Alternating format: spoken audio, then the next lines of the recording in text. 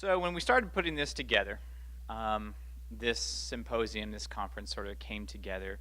Um, and one afternoon, after having a conversation actually with Dr. McFarland, she had come to the office, and we started talking about some of her experiences that she was going to have in the Associated Olympics. And then when she got back, she touched base again. And it seemed like a good idea to bring individuals who have knowledge or experience of this very, very unique movement or sporting experience, the Olympics and Paralympics, bring them together and give them a moment to talk about their experiences or some of the things that they've seen, or some of the theoretical ideas that they can apply to increase the understanding that we have of the winter, summer, and then Paralympics. Real briefly, and I don't want this to be, a moment just for me where I talk your ears off or anything like that, but a couple different points with regards to kind of a social history or the primer on the Olympics in general. If you talk about the ancient Olympics, we're going back to Greek culture. Okay, we're going back to 776 BC. And the original Olympics were associated with religious festivals, and they ran for 12 centuries. And the point of the Olympics was twofold. One, it was this whole idea of competition, but also sort of embodied what Greek culture at the time, especially those individuals living in the city-state of Athens, saw was the beautiful body. Okay, and so there was this: music was for the soul, athletics was for the body, and learning was for the mind. And those three things, the body, the mind, and the spirits, that's what, and the soul, those things kind of help to develop a healthy person. All right? Fast forward a couple of hundred years, all right? And you get to the 1890s, and Pierre de Coubertin he was influenced by some other Zappas Olympics that were going on in Europe at the time. And what he wanted to do is he wanted to bring back kind of a revival of these ancient games that focused on competition, that focused on sportsmanship, that focused on athletic achievement, those types of things. Well, around the same time, this is 1896 when the modern Olympic movement was born again.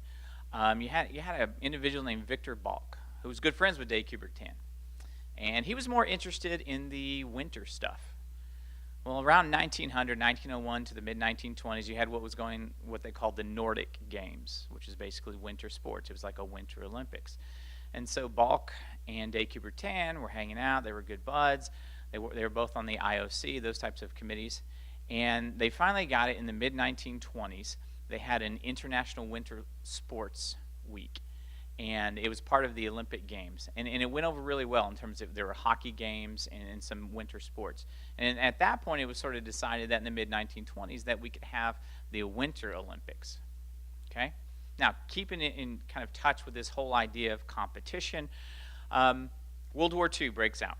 Okay, post-World War II, so the late 1940s, you had a doctor that fled Germany named Dr. Gutmann, and he was working with British veterans, and he saw the idea of sport for these disabled war veterans as a way of increasing self-esteem, and it was also part of the rehab process. And so in 1948, he put together, it's one of the very first, the Stoke Mandeville Games. And it was looking at wheelchair athletics, all right? And so he's taken this idea of healthiness, going back to the ancient Greek culture, and he puts his own little twist on it. And then fast forward to the 1960 in Rome, and this is the very first Paralympics that includes individuals that are not just in wheelchairs and that are non-military personnel. And the common theme for all of these different things, they're very, very unique if you look at if you want to be very myopic and just look at the sports, all right? But they are reflections of this idea of health and culture. And that's why we talk about, sports being a reflection of time, space, and place. So the ancient Greeks, think about when they were living and what were the sporting and physical activities that were available: running, jumping, discus, wrestling, those types of things. When you look at the Nordic Games, byproduct of Northern Europe, it's very cold. So what is going to be some of the sports that are associated with that? Cross-country skiing, ice skating, those types of things. Paralympics, again, it's about this idea of health, and so those activities, and it's also about reintegration into society. And so all these different things, what you find is that we have an opportunity to look at the Olympic and Paralympic movement as not just a history, but also as a current, very, very important mega event in global culture now. That's a very, very large, grand thing. How do you wrap your mind around thousands of athletes from hundreds of different countries. Well, the one way you're able to do that is through hearing about personal experiences. And that sort of sets the stage for what it is that we're going to do today.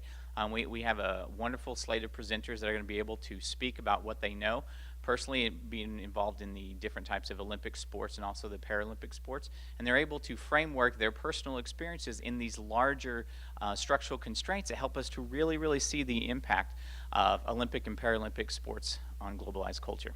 Thank you.